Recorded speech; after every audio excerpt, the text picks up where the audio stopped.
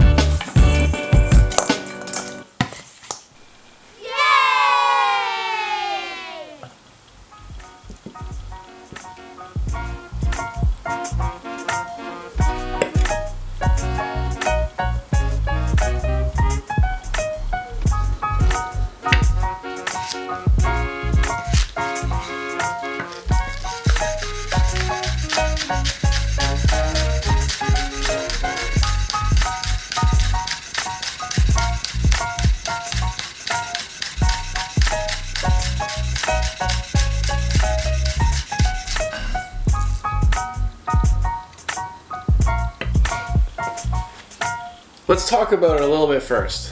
Ruby, let's talk about it first. Let's put it on the plate. You can't wait. What do we have? Oh my gosh. It's a little messy, isn't it? Can I see? Whoa, looks good. Can I take a piece too? Mm-hmm. Alright. Do you want green onions on yours? No.